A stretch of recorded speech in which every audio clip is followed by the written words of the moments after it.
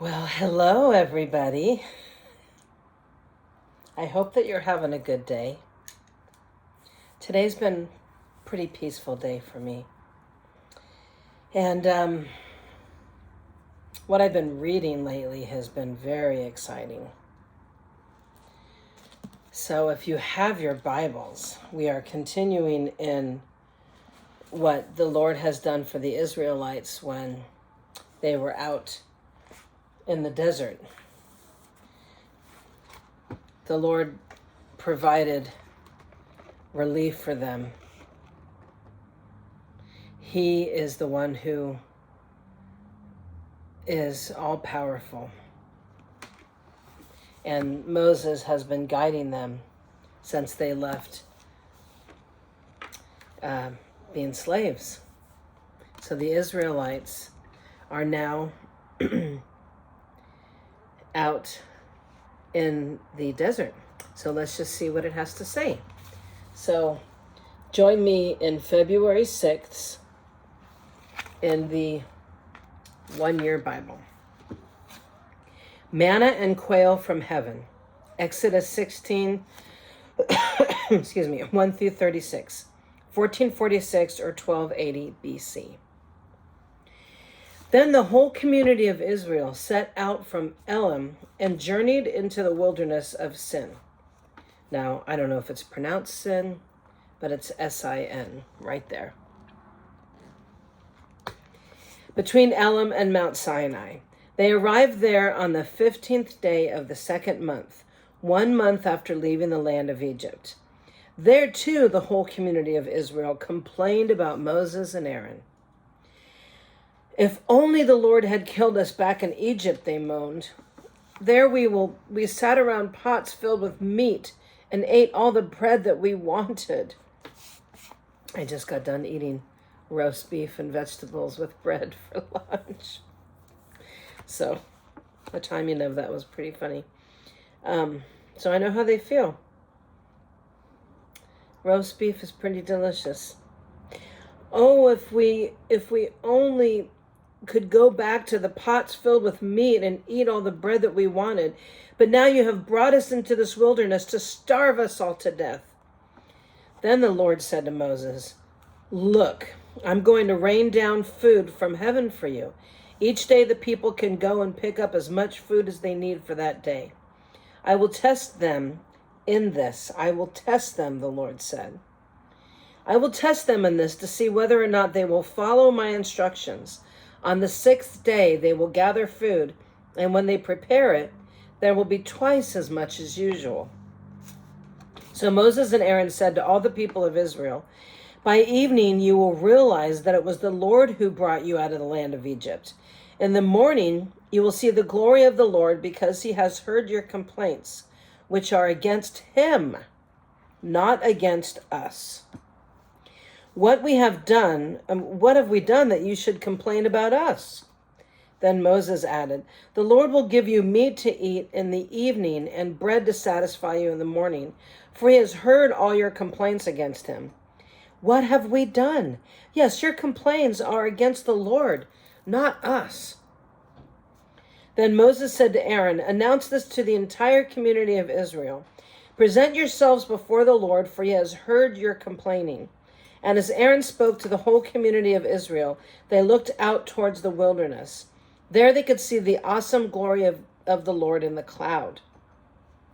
Then the Lord said to Moses, "I have heard the Israelites' complaints. Now tell them, in the evening you will have meat to eat, and in the morning you will have all the bread that you want.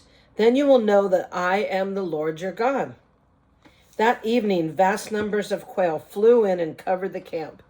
And the next morning, the area around the camp was wet with dew. And when the dew evaporated, a flaky substance as fine as frost blanketed the ground. The Israelites were puzzled when they saw it. "What is this?" they asked each other. They had no idea what it was. Then Moses told them, "It is the food that the Lord has given you to eat. These are the Lord's instructions. Each household should gather as much as he needs. Pick up 2 quarts for each person in your tent. So each person gets 2 quarts. So the people of Israel did as they were told. Some gathered a lot, some only a little. But when they measured it out, everybody had just enough. Those who gathered a lot had nothing left over, and those who gathered only a little had enough. Each family had just what it needed. Then Moses told them, "Do not keep any of it until morning." But some of them didn't listen and kept some of it until morning. But by then it was full of maggots and had a terrible smell. And Moses was very angry with them. After this, the people gathered the food morning by morning, each family according to its need. And as the sun became hot, the flakes they had not picked up, they melted and disappeared. On the 6th day, they gathered twice as much as usual, 4 quarts for each person instead of 2. Then all the leaders of the community came and asked Moses for an explanation. And he told them, well, this is what the Lord had commanded. Tomorrow will be a day of complete rest, a holy Sabbath day set apart for the Lord. So bake or boil as much as you want today and set aside what is left for tomorrow. So they put some aside until morning, just as Moses had commanded. And in the morning, the leftover food was wholesome and good, without maggots or odor. Moses said, "Eat this food today, for today is a Sabbath day dedicated to the Lord. There will be no food on the ground today. You may gather the food for 6 days, but the 7th day is the Sabbath. There will be no food on the ground that day." Some of the people went away anyways on the 7th day, but they found no food. And the Lord asked Moses, "How long will these people refuse to obey my commands and instructions? They must realize that the Sabbath is the Lord's gift to you. That is why he gives you a 2-day supply on the 6th day, so there will be enough for 2 days. On the Sabbath day, you must each stay in your place. Do not go out and pick up food on the 7th day." So the people did not gather any food on the 7th day. So I guess for us, that would be no work on the Sabbath day. Don't go grocery shopping. Don't be working. That's your day to spend with the Lord. The Israelites called the food manna. It was white like coriander seed, and it tasted like honey wafers. Sounds pretty good. Then Moses said, "This is what the Lord has commanded. Fill a 2-quart container with manna to preserve it for your descendants. Then later generations will be able to see the food I gave you in the wilderness when I set you free from Egypt." Moses said to Aaron, "Get a jar and fill it with 2 quarts of manna. Then put it in a sacred place before the Lord to preserve it for all future generations." Aaron did just as the Lord had commanded Moses. He eventually placed it in the Ark of the Covenant in front of the stone tablets inscribed with the terms of the covenant. So the people of Israel ate manna for 40 years until they arrived at the land where they would settle. They ate manna until they came to the border of the land of Canaan. The container used to measure the manna was an omer, which was 1/10 of an ephah, and it held about 2 quarts. And water from the rock. Exodus 17, 1-7. At the Lord's command, the whole community of Israel left the wilderness of Sin and moved from place to place. Eventually they camped at Rephidim, but there was no water there for the people to drink. So once more the people complained against Moses. "Give us water to drink," they demanded. "Quiet," Moses replied. "Why are you complaining against me? And why are you testing the Lord?" But tormented by thirst, they continued to argue with Moses.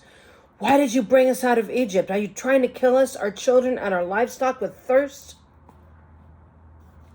Then Moses cried out to the Lord, "What should I do with these people? They are ready to stone me." The Lord said to Moses, "Walk out in front of the people. Take your staff, the one you used when you struck the water of the Nile, and call some of the elders of Israel to join you. I will stand before you on the rock at Mount Sinai. Strike the rock and water will come gushing out. Then the people will be able to drink." So Moses struck the rock as he was told, and the water gushed out as the elders looked on. Moses named the place Massa, which means test, and Meribah, which means arguing, because the people of Israel argued with Moses and tested the Lord by saying, "Is the Lord here with us or not?" Israel defeats the Amalekites. Exodus 17, 8-16. While the people of Israel were still at Rephidim, the warriors of Amalek attacked them. Moses commanded Joshua, "Choose some men to go out and fight the army of Amalek for us. Tomorrow I will stand at the top of the hill, holding the staff of God in my hand." So Joshua did what Moses had commanded and fought the army of Amalek. Meanwhile, Moses, Aaron, and Hur climbed to the top of a nearby hill. As long as Moses held up the staff in his hand, the Israelites had the advantage. But whenever he dropped his hand, the Amalekites gained the advantage. Moses' arms soon became so tired he could no longer hold them up. So Aaron and Hur found a stone for him to sit on. Then they stood on each side of Moses, holding up his hands. So his hands held steady until sunset. As a result, Joshua overwhelmed the army of Amalek in battle. After the victory, the Lord instructed Moses, "Write this down on a scroll as a permanent reminder and read it aloud to Joshua, that I will erase the memory of Amalek from under heaven." Moses built an altar there and named it Yahweh Nisa, which means "the Lord is my banner." He said, "They have raised their fist against the Lord's throne, so now the Lord will be at war with Amalek generation after generation." See, you don't mess around with God's people. No matter how much they complain, they are still God's people, and he will protect them. Jethro's visit to Moses, Exodus 18, 1-12. Moses' father-in-law, Jethro, the priest of Midian, heard about everything God had done for Moses and his people, the Israelites. He heard especially about how the Lord had rescued them from Egypt. Earlier, Moses had sent his wife Zipporah and her 2 sons back to Jethro, who had taken them in. Moses' first son was named Gershom, for Moses had said when the boy was born, "I had been a foreigner in a foreign land." His second son was named Eleazar, for Moses had said, "The God of my ancestors was my helper. He rescued me from the sword of Pharaoh." Jethro, Moses' father-in-law, now came to visit Moses in the wilderness.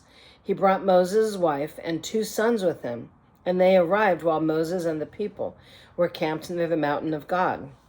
Jethro had sent a message to Moses saying, "I, Jethro, your father-in-law, am coming to see you with your wife and your 2 sons." So Moses went out to meet his father-in-law. He bowed low and kissed him. They asked about each other's welfare and then went into Moses' tent. Moses told his father-in-law everything the Lord had done to Pharaoh in Egypt on behalf of Israel. He also told about all the hardships they had experienced along the way and how the Lord had rescued his people from all their troubles. Jethro was delighted when he heard about all the good things the Lord had done for Israel, as he rescued them from the hand of the Egyptians. "Praise the Lord," Jethro said, "for he has rescued you from the Egyptians and from Pharaoh. Yes, he has rescued Israel from the powerful hand of Egypt.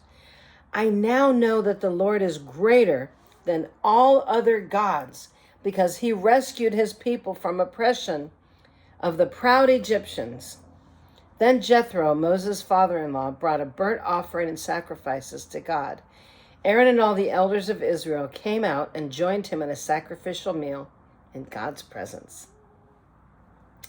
Jethro's wise advice, Exodus 18:13-27. The next day, Moses took his seat to hear the people's disputes against each other. They waited before him from morning till evening. Then, when Moses' father-in-law saw all that Moses was doing for the people, he asked, "What are you really accomplishing here? Why are you trying to do all this alone while everyone stands around you from morning till evening?" Moses replied, because the people come to me to get a ruling from God. When a dispute arises, they come to me, and I am the one who settles the case between the quarreling parties. I inform the people of God's decrees and give them his instructions. Well, this is not good, Moses' father exclaimed. You're going to wear yourself out. And the people too. This job is too heavy a burden for you to handle all by yourself. Now listen to me and let me give you a word of advice, and may God be with you. You should continue to be the people's representative before God, bringing their disputes to him. Teach them God's decrees and then give them his instructions. Show them how to conduct their lives, but select from all the people some capable, honest men who fear God and hate bribes. Appoint them as leaders over groups of 1,000, 100, 50, and 10. They should always be available to solve the people's common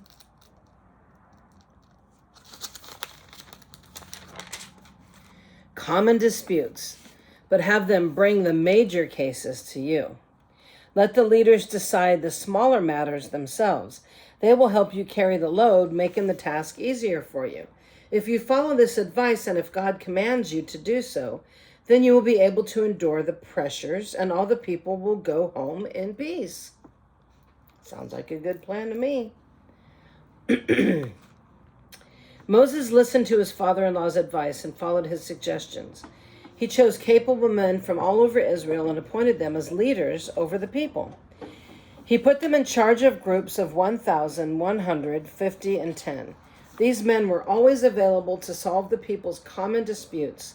They brought the major cases to Moses, but they took care of the smaller matters themselves. Soon after this, Moses said goodbye to his father-in-law, who returned to his own land. The Lord reveals himself at Sinai. Exodus 19, 1 through 25. Exactly 2 months after the Israelites left Egypt, they arrived in the wilderness of Sinai. After breaking camp at Rephidim, they came to the wilderness of Sinai and set up camp there at the base of Mount Sinai. Then Moses climbed the mountain to appear before God. The Lord called to him from the mountain and said, "Give these instructions to the family of Jacob, announce it to the descendants of Israel. You have seen what I did to the Egyptians. You know how I carried you on eagle's wings and brought you to myself. Now if you obey me and keep my covenant, you will be my own special treasure from among all the peoples on earth, for all the earth belongs to me. And you will be my kingdom of priests, my holy nation. This is a message you must give to the people of Israel." So Moses returned from the mountain and called together the elders of the people and told them everything the Lord had commanded him. And all the people responded together, "We will do everything the Lord has commanded." So Moses brought the people's answer back to the Lord. Then the Lord said to Moses, "I will come to you in a thick cloud, Moses, so the people themselves can hear me when I speak with you. Then they will always trust you." Moses told the Lord what the people had said. Then the Lord told Moses, "Well, go down and prepare the people for my arrival. Consecrate them today and tomorrow and have them wash their clothing. Be sure they are ready on the third day, for on that day the Lord will come on Mount Sinai as all the people watch. Mark off a boundary all around the mountain. Warn the people. Be careful, do not go up the mountain or even touch its boundaries. Anyone who touches the mountain will certainly be put to death. No hand may touch the person or animal that crosses the boundary. Instead, stone them or shoot them with arrows. They must be put to death. However, when the ram's horn sounds a long blast, then the people may go up the mountain." So Moses went down to the people. He consecrated them for worship, and they washed their clothes. He told them, "Get ready for the third day, and until then, abstain from having sexual intercourse." On the morning of the third day, however, thunder roared and lightning flashed, and a dense cloud came down on the mountain. Oh, that must have been awesome. I wish I could have seen that. Mm. There was a long, loud blast from a ram's horn, and all the people trembled. Moses led them from the camp to meet with God, and they stood at the foot of the mountain. All of Mount Sinai was covered in smoke because the Lord had descended on it in the form of a fire. The smoke billowed into the sky like smoke from a brick kiln, and the whole mountain shook violently. Wow. As the blast of the ram's horn grew louder and louder, Moses spoke, and God thundered his reply. The Lord came down on the top of Mount Sinai and called Moses to the top of the mountain. So Moses climbed the mountain. Then the Lord told Moses, "Go back down and warn the people not to break through the boundaries to see the Lord, or they will die. Even the priests who regularly come near to the Lord must purify themselves so that the Lord does not break out and destroy them." Big thunderous voice, which I can't do. "But Lord," Moses protested, "the people cannot come up to Mount Sinai. You already warned us. You told me, mark off the boundary all around the mountain and set it apart as holy." But the Lord said, "Go down and bring Aaron back with you. In the meantime, do not let the priest or the people break through and approach the Lord, or he will break out and destroy them." So Moses went down to the people and told them what the Lord had said. Wow. That's amazing. I imagine God's voice to be so loud and powerful like thunder. He also speaks in a still small voice, so that's wonderful. Well, thank you for being with me today, and I hope you enjoyed today's reading. And have a blessed and wonderful day. I'll be back tomorrow.